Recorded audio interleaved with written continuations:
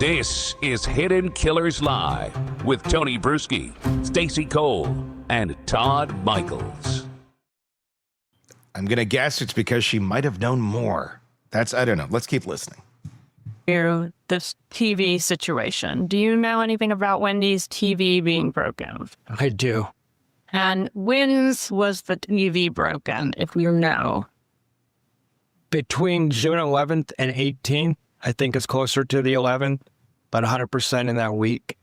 And how do you know it was in that week? Because we rented a movie, How to Train a Dragon 2, to give the kids a special movie night. And I have text messages where I'm discussing having seen the movie by the 18th with friends. So you were able to a fair amount. Yeah, they were friends. Yeah. All right. So do you get the movie or? Well, it was back in the day. It was Redbox. So I rented a DVD from a Redbox. It was 24 Right, and go over there with the movie, and what happens when you arrive? I walk in the door, and Miss Adelson asks me to look at her television because there's something wrong with the television. And what was wrong with the television? Well, I turned it on, and I was immediately confused because it really shouldn't have been a question. It says you turn the TV on, it's been struck by an object and is damaged and basically unusable. Can you explain what the damage looked like? Yeah, it looked like somebody stood in front of it, took their fist, and hit it like that was my first impression. Kind of like a shatter mark with spiders. Yeah, and like an impact crater, and then there's, from that, it's all pixelated and distorted, which makes it very difficult. Really, no one would watch this TV unless you had to. And I had second thoughts about that. I looked around the room. Maybe the kids broke it, so I looked all around the room, and it didn't seem plausible that the children broke it. They're very small. This object had to be kind of heavy. I'd thrown a ball around with them. I just couldn't see how the kids could have done it. But you didn't see how it done it. I didn't see it. I didn't know for sure. And I didn't know we'd be discussing this in a murder trial. So I didn't investigate further or think about it very much, to be honest with you. I just thought, okay. Were there other TVs in the house? There was a TV in the back bedroom, a similar make and model that we had watched television with the kids before on that TV before, so yes. Is that where you watched the movie that night? No, I went to go hook up the DVD player in the back room. Miss Adelson insisted that it would not work, and actually stopped me from even trying. So thought that was very odd, but I didn't want to argue. It's her house, her TV, her kids, so I said, okay.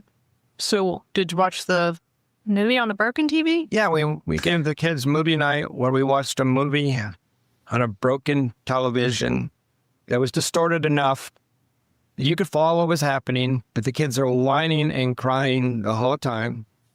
And I wasn't whining or crying exactly, but I was tempted to because it was pretty frustrating.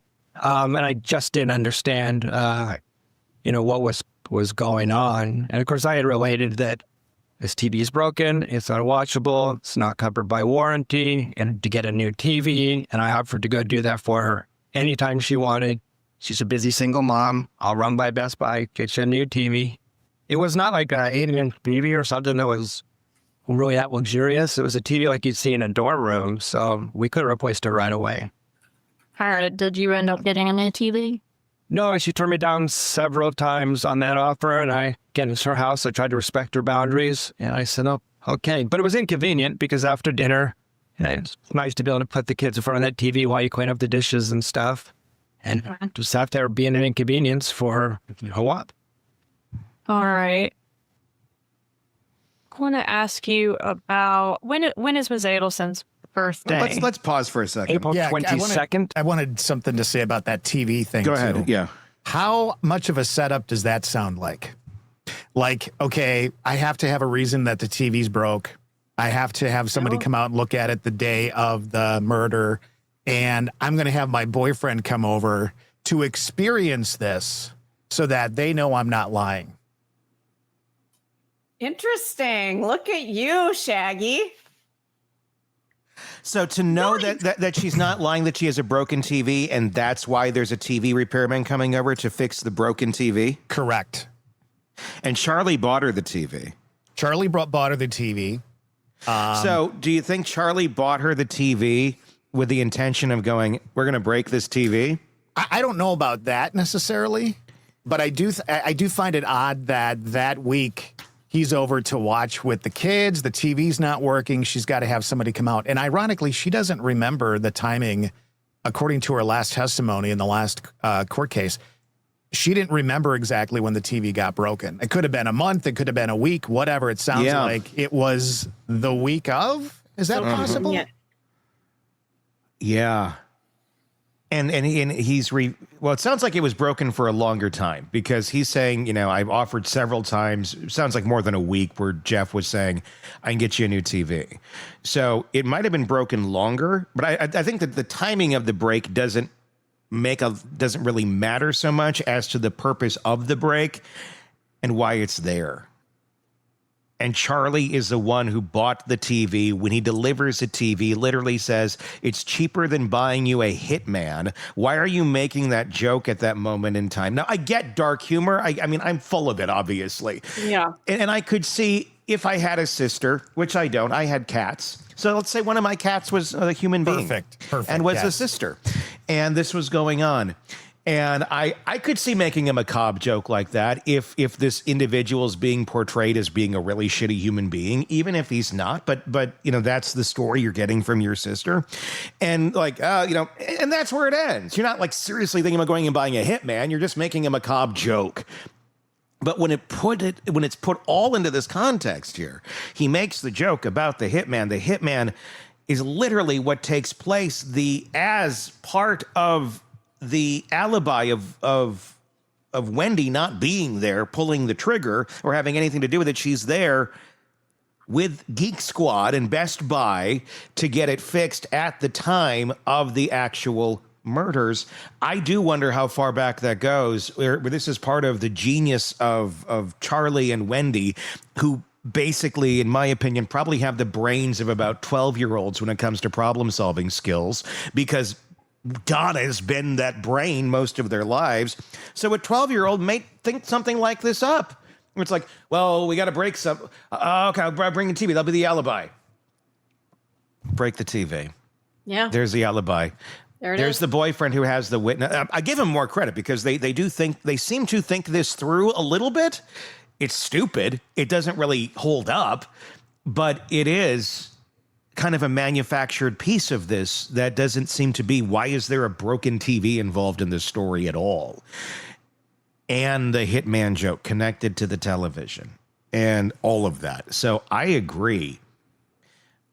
I do wonder if that the TV was not fixed for that purpose. Obviously, and again, one of the first things I wrote down when we started listening to this, can anyone be that stupid about TV damage? If you looked at a TV and you clearly see it looks like some object hit it, whether it be a fist or a bottle of juice, whatever it may be, hit it, shattered it, spider webs going off through the TV. Is anyone stupid enough to think, I can fix that? Apparently she was. Yeah. Well, yeah, I was just going to say, I guess you can family. be. Was she, or did she know? Did she just need the repair people to come and say, yeah, it's broken?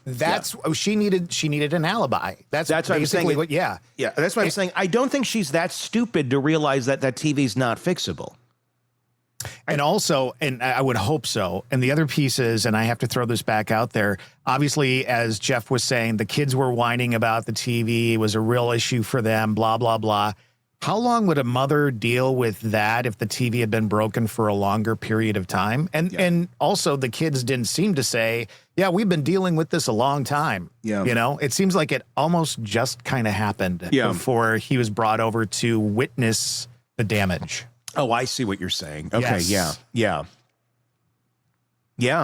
I agree, and I find it. This is the first time I've picked up on this piece on the testimony of, well, I'll take the DVD player to the back room and it's not going to work. It's not going to work. Of course it is. You plug it in, and you may not know how to set this up yourself. This day and age is pretty simple. You plug a cord in and press play. But I get it. Some people can't do that. With this, why wouldn't you just take that solution? Because she had to make sure the kids knew the TV was broken. She had to make sure he knew it was broken. Yes. And let that simmer for a little bit. We're going to watch a whole damn movie on it. So those kids are going to be able to reflect on that and go, yeah, the TV was broken. It'd be the first thing they say when they talk about watching something on that TV. So everybody knows the damn TV is broken. That was a message that had to be brought across to all those people. I'm guessing maybe Donna had a part in this of, you got to tell them this. You got to do this. I'm guessing this might all be by Donna's directive in one way, shape, or form. And Wendy's going along with what Donna, what the leader says is best. Wow, that's an interesting, because I've always been weary on the TV. Like, what is the element? Why? This makes more sense. She really wanted him to remember that experience. Yeah. That's why they couldn't try the other TV. That's why she let the kids whine about it all night long and actually watch the movie, right? Yeah. Like, they could have decided to go do something else. Nope, we're going to watch it. Yeah. We're going to experience this so it never leaves your mind. That's the TV story. Yep. Yeah, it's sinister. God. People. Humans. Want more on this case and others? Then press subscribe now and don't miss a moment of true crime coverage from Tony Brueski and the Hidden Killers podcast.